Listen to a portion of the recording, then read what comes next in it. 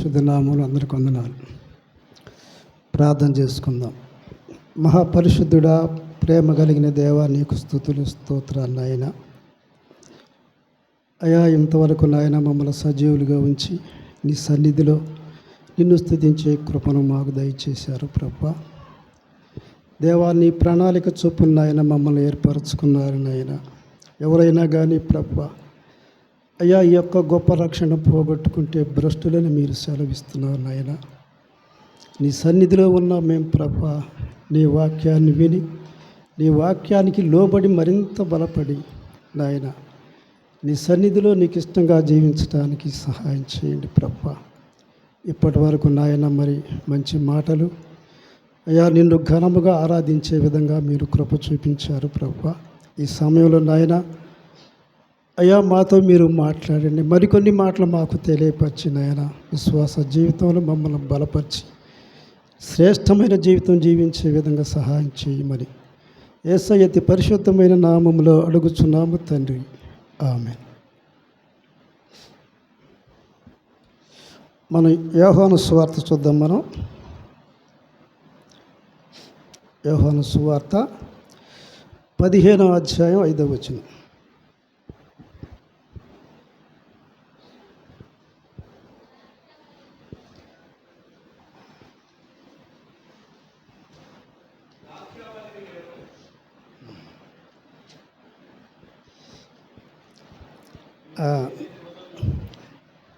నేను తీసుకోవాలిగా. ద్రాక్షావల్లిని నేను, తీగలు మీరు. ఎవడు నా యందు నిలిచియుండునో, నేను ఎవని యందు నిలిచియుందునో వాడు బహుగా ఫలించును. నాకు వేరుగా ఉండి మీరేమీ చేయలేరు. చాలు. ఇక్కడ యేసు ప్రభు వారు మరి సమాజంతో మాట్లాడుతూ ఉన్నారు. ఏమంటున్నారంటే, ద్రాక్షావల్లిని నేను, తీగలు మీరు. ఎవడు నా యందు నిలిచియుండునో, నేను ఎవని యందు నిలిచియుండునో వాడు బహుగా ఫలించును. నాకు వేరుగా ఉండి మీరేమీ చేయలేరు. ప్రభు చెప్పే మాట. ఎవరైతే ప్రభు యందు నిలిచి ఉంటారో, ప్రభులో అంటుకట్టబడతారో వారు బహుగా ఫలిస్తారు. అంటే యేసు ప్రభు కంటే కూడా ఎక్కువ ఫలిస్తారా? అంటే ప్రభు చెప్తాడు కొన్ని సందర్భాల్లో, నాకంటే అద్భుత కార్యాలు మీరు చేస్తారంటారు కదా. ఎన్నెన్ని అద్భుత కార్యాలు చేశారో శిష్యులు. ప్రభు కంటే ఎక్కువ అద్భుత కార్యాలు చేశాడు కదా. ఒక సందర్భంలో 3000 మంది బాప్తిసం తీసుకున్నారు పేతురు గారు ప్రసంగించేటప్పుడు. మరొక సందర్భంలో 5000 మంది పురుషులే దేవుని వాక్యాన్ని అంగీకరించారు, స్త్రీలు గాక. అంటే ఎలాంటి గొప్ప కార్యాలు చేస్తాడో కదా. యేసు ప్రభు వారు ఈ లోకంలో జీవించినప్పుడు ఎలాగ జీవించాడు? ఒక మాట అంటాడు, నాలో పాపం ఉన్నదని మీరు నిరూపిస్తారా అంటారు. యేసు ప్రభులో ఫలించేవాళ్ళు యేసు ప్రభు ఎలాంటి జీవితం జీవించాడో అలాంటి జీవితమే మనం జీవించగలం. అందుకే నాలో అంటు కట్టబడిన వాడు బహుగా ఫలిస్తాడు. నేను బ్రతికినట్లే బ్రతుకుతారు, నాలాంటి జీవితమే జీవిస్తారు. ఎవడైతే నాకు వేరుగా ఉంటాడో, ఎవడైతే ఫలించకుండా ఉంటాడో వాడు తొలగించబడతాడు. నాకు వేరుగా ఉండవాడు ఏమీ చేయలేడు. సొంత నిర్ణయాలు తీసుకొని తనకు తానుగా తీసుకున్న తీర్మానాలు వాడు నెరవేర్చలేడు. అయితే యేసు ప్రభులో ఎవడైతే అంటుకట్టబడతాడో వాడు బహుగా ఫలిస్తాడు. అంటే ఏం ఫలాలు ఉన్నాయి యేసు ప్రభు దగ్గర? ఏం ఫలాలు ఉన్నాయి? ఆయన ఎంత ప్రేమ గలవాడు, ఎట్లా ప్రేమించాడో, ఆయన ఎంత దయాగుణంతో మాట్లాడాడో, ఎదుటి వ్యక్తిని ఎంత గౌరవించాడో, ఆయన ఎలాగూ తగ్గించుకున్నాడో, ఆయన కుటుంబంలో ఉన్నప్పుడు తల్లిదండ్రులకు ఎంత లోబడ్డాడో, ఆయన మీద ఎలాంటి మచ్చ కూడా లేదు. ఇదిగో యేసు ప్రభు వారి యొక్క జీవితంలో ఇలాంటి మచ్చందంటానికి లేకుండా జీవించాడు. మీరు కూడా అట్లనే జీవిస్తారు. ఎవడైతే నాలో అంటుకట్టబడతాడో వాడు బహుగా ఫలించును. ఎన్నెన్ని ఫలాలో కదా. యేసు ప్రభు కంటే ఎక్కువ ఆత్మను పొంది జీవించగలం. ఎందుకంటే ప్రభువే ఇచ్చాడు మనకి. నాకంటే మీరు ఎక్కువ ఫలిస్తారు, గొప్ప గొప్ప కార్యాలు చేస్తారు కదా. లోకంలో మీకు శ్రమ అయినా కానీ మీరేం చేస్తారంటే తగ్గించుకొని జీవిస్తారు కదా. ఎన్ని రకాలు చెప్పాడో ప్రభువు కోరుకుంది అది. ఒక వ్యక్తి ప్రభువులో అంటుకట్టబడ్డప్పుడు తను ఎలాంటి జీవితం జీవించాలంటే యేసు ప్రభువులాగానే జీవించాలి. ఈ లోకంలో కుటుంబాన్ని దేవుడు ఆశీర్వదించాడు, భార్యాభర్తలను దేవుడు ఆశీర్వదించాడు. విడివిడిగా ఎవరిని ఆశీర్వదించలే. స్త్రీని ఆశీర్వదించలేదు, పురుషుని ఆశీర్వదించలేదు. స్త్రీ ఆశీర్వదించబడిందంటే ఒక్క మరే మాత్రమే ఆశీర్వదించబడింది. మరేనే దేవుడు ఆశీర్వదించాడు. ఎట్లా ఆశీర్వదించాడంటే పరిశుద్ధాత్మ ద్వారా నువ్వు గర్భం ధరిస్తావని చెప్పి ఆ విధంగా ఆశీర్వదించాడు. కానీ విడివిడిగా ఎవరు ఆశీర్వదించబడటం, కుటుంబాలుగా ఆశీర్వదించబడతారు. అంతేకాని వేరుగా ఉండి భార్యాభర్తలు వేరుగా ఉండి ఎవరు ఆశీర్వదించబడరు. కలిసి ఉన్నప్పుడే ఆశీర్వాదం. మనం పోయిన వారంలో స్త్రీలు ఎలా జీవించాలనే మాటలు మనం కొన్ని విన్నాం. సరే, మీకు గుర్తుండే లేదో. స్త్రీ ఎలాగ ఉండాలంట? భర్తకు లోబడాలి. ఎట్లా లోబడాలా? క్రీస్తుకు ఎలాగ లోబడతామో పురుషునికి కూడా అలాగనే లోబడాలి. అన్ని విషయాల్లో లోబడాలి. మనం విన్నాం. అలాగ లోబడాలంటే నువ్వు ప్రభువులో అంటుకట్టబడి ఉండాలి. అంటుకట్టబడకపోతే నువ్వు అలాంటి జీవితం నీలో ఉండదు. ప్రభు ఈ లోకంలో తగ్గించుకున్నాడు, పాపుల ముందే తగ్గించుకున్నాడు.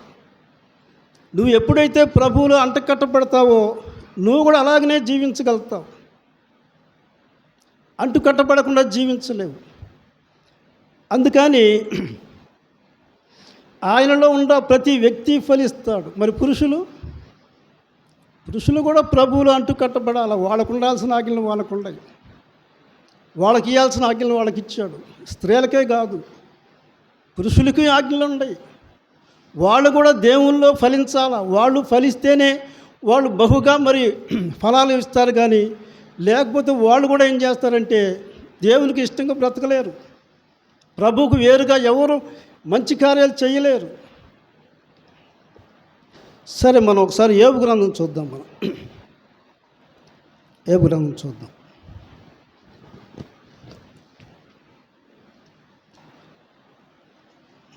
రెండో అధ్యాయం 8వ వచనం.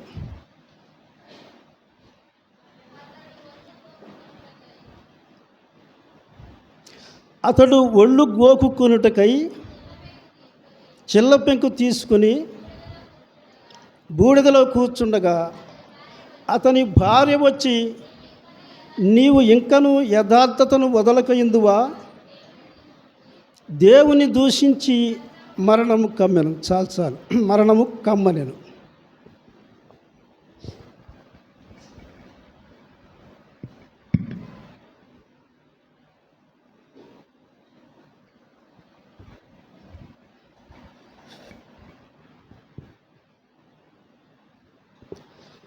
ఇప్పుడు యోబు ఎలాంటి నీతిమంతుడో మనం చూస్తాం. ప్రభువే సాక్ష్యం ఇచ్చాడు. ఇంకా యోబు జీవితంలో ఎవరు వంక పెట్టడానికి లేదు. ఎంత నీతిమంతుడో, ఎంత శ్రేష్టమైనడు. అతడికి ఒక శ్రమ వచ్చింది. భవిష్యత్తులో ఎప్పుడు కూడా యోబుకు శ్రమలు రాలా. దేవుడు ప్రతిదాన్ని దీవించాడు, అన్నిటినీ దీవించాడు. అతనికున్న ఆస్తి గొప్పది, ఆయన పరివారం గొప్పవారు చాలామంది ఉన్నారు. ఎంత గొప్ప మరి పనివాళ్ళు ఉండారో చాలామంది ఉన్నారు. అలాగా యోబు దీవించబడినప్పుడు ఆయనకి కష్టం వచ్చింది. మనకు తెలిసిన సంగతి. వచ్చి తనకేమైందంటే ఒళ్ళంతా కూడా కురుపులు వచ్చినాయి. కురుపులు వచ్చి దురద, ఆ దురద ఎట్టబోద్దంటే చిల్లపెంకులతో గీకినప్పుడు ఆ శరీరం అంతా ఆ చిల్లపెంకులు అమ్మిడి వచ్చేది. అంటే ఎంత కష్టపడుతున్నాడో, ఎందుకంటే సాతానుడు దేవుణ్ణి దూషించాలని చెప్పి సాతానుడికి అధికారం ఇచ్చినప్పుడు ఈ సాతాను పెట్టింది. అంటే ఎంత శ్రమ చూడండి.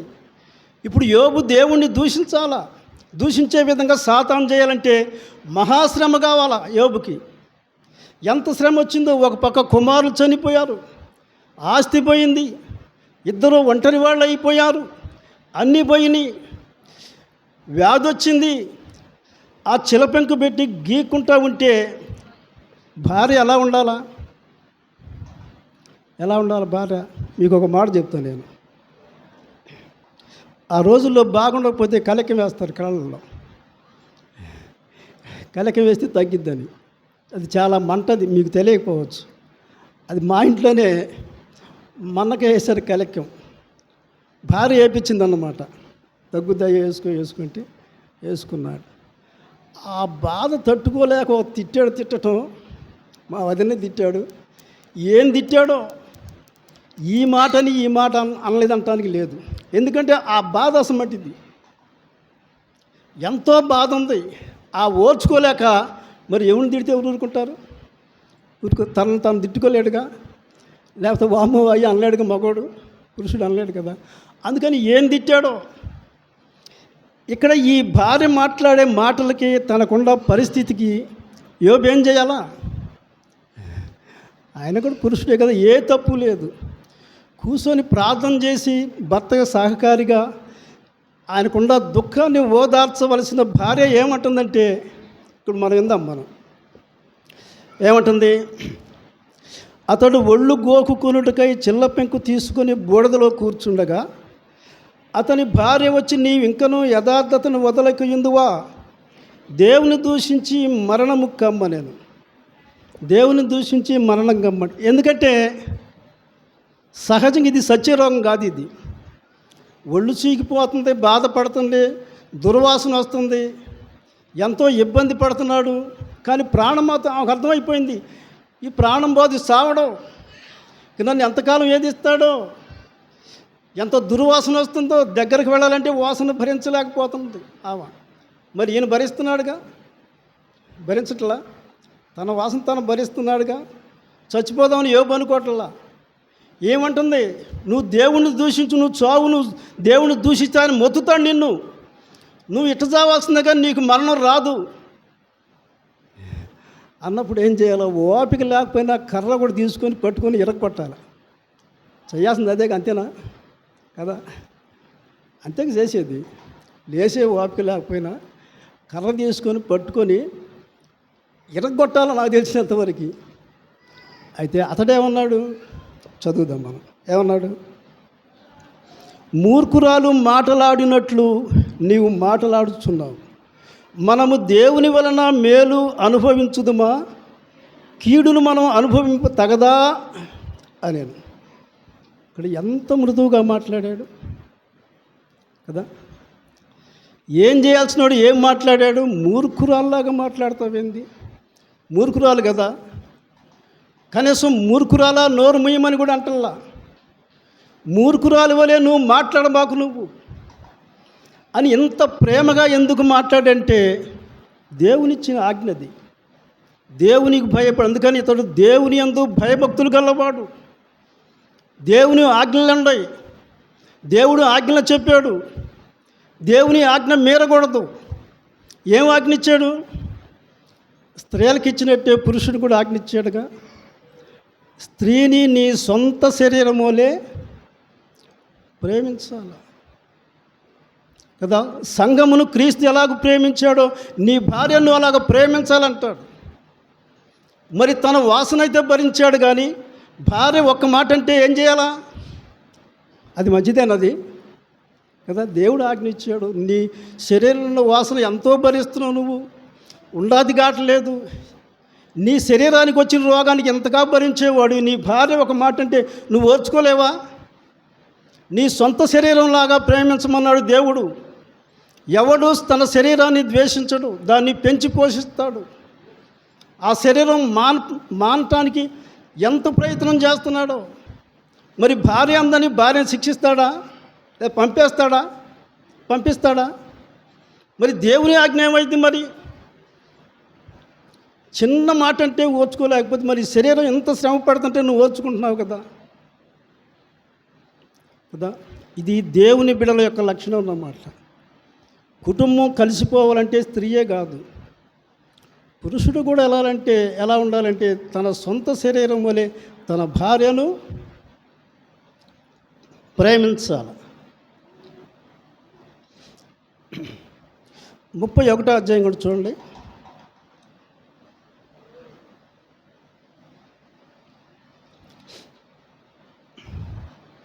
31వ అధ్యాయం 1వ వచనం. యోబు గ్రంథం 31:1.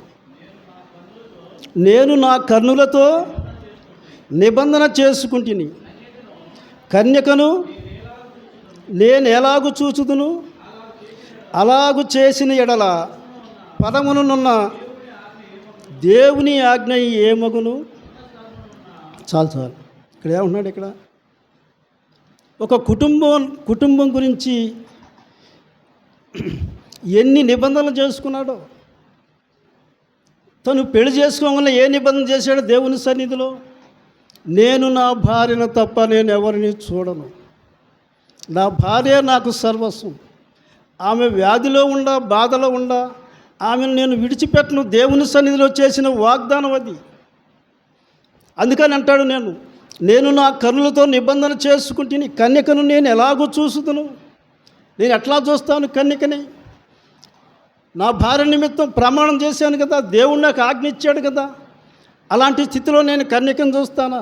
అమ్మ, వాస్తవానికి చెప్పాలంటే యోబుకి ఎంతమంది పనివాళ్ళు ఉండారో, 100 మంది పనివాళ్ళు ఉంటారు. ఎంతమంది కన్యకలు ఉండారో వాళ్ళల్లో. ఎక్కడికో బజార్లో తిరిగి అవసరం లేదు యోబు. అక్కడ వాళ్ళ పనివాళ్ళలోనే అనేక మంది కన్యకలు ఉంటారు. ఆయన చుట్టూ తిరుగుతున్నారు, వాళ్ళు తిరుగుతున్నాడు యోబు. అయితే తన చూపు విషయంలో ఎంత పరిశుద్ధంగా జీవించాడో. ఒకవేళ కన్యకను చూస్తే మరి నా భార్య సంగతి ఏంటి? దేవుడిచ్చిన ఆజ్ఞ ఏంటి కదా. ఎంత శ్రేష్టమైన జీవితం. ఒకసారి 2 సమూయేలు గ్రంథం కూడా చూద్దాం. 2 సమూయేలు గ్రంథం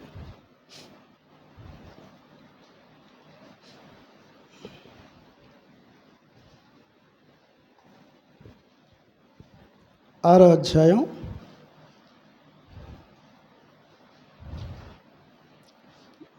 20వ వచనం.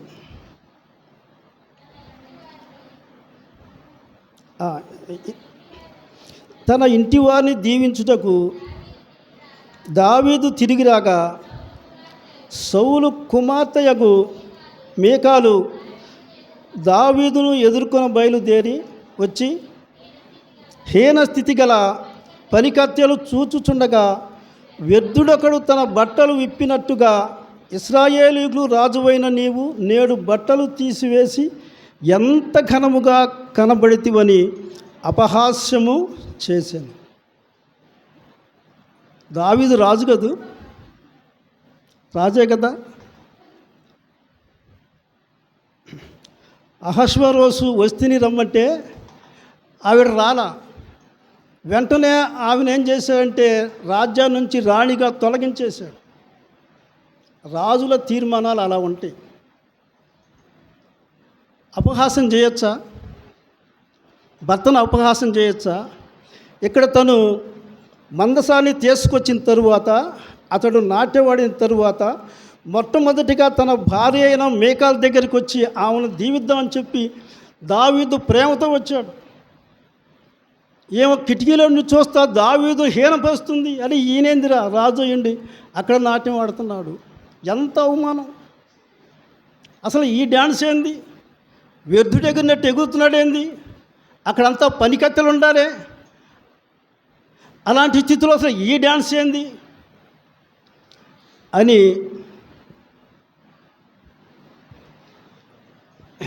ఏం చేస్తుందంటే మనసులో హీనపరిచను. అంతటితో ఊరుకుందా? దావీదుకి ఎదురుపోయింది. పొయ్యి ఏమంటుంది? పనికార్తెలు చూచుచుండగా వ్యర్థుడొకడు నాట్యం వాడినట్టు నువ్వు నాట్యం వాడుతున్నావే, ఎంత ఘనంగా ఉందయ్యా. ఏంది నీ రాజరికం? నువ్వు రాజువా? నువ్వు నీకు ఘనంగా జీవించడం తెలియదా అనే విధంగా మాట్లాడుతున్నప్పుడు రాజుగారు ఏం చేయాలా? అహశ్వరోషు ఏం చేశాడు? తీసవతల పడేశాడు. కానీ దావీదు అలాగ చేయలేదు.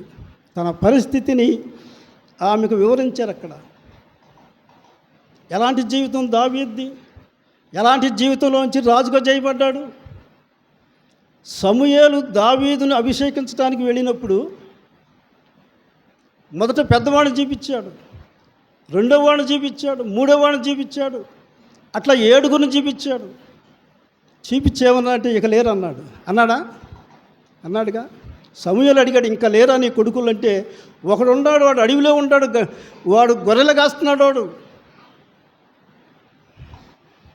లేకపోతే సమూయేలు అడగకపోతే లేదిక ఈ 7గురే. అయితే అతను పిలిచిందాక కూర్చొని దేవుడు అభిషేకించాడు. అది దావీదు మర్చిపోలా. దావీదు హృదయంలో ఉంది. తన కుటుంబంలో ఎంత ఎన్నిక లేకుండా బ్రతికాడో, ఎంత దుర్వస్థలో ఉన్నాడో, ఎంత బాధలో ఉన్నాడో దావీదును పట్టించుకున్న వాళ్ళు లేరు. తన జీవితం అంతా అడవిలోనే అని ఎంత వినయంగా దేవుని స్తుతిస్తూ తన భార్యకు చెప్పాడో.